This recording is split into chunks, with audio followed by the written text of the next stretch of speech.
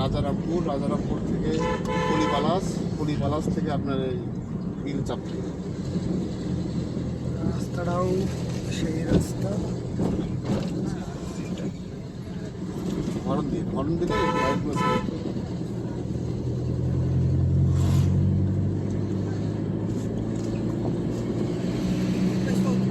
এখানে একটা গাড়ি থেকে আর একটা গাড়ির বডির মাপ কিন্তু থাকে না বেশি রাস্তা।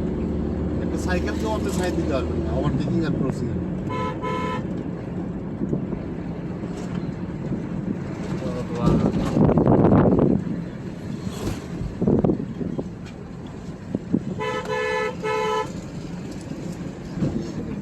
সবজি চাষ।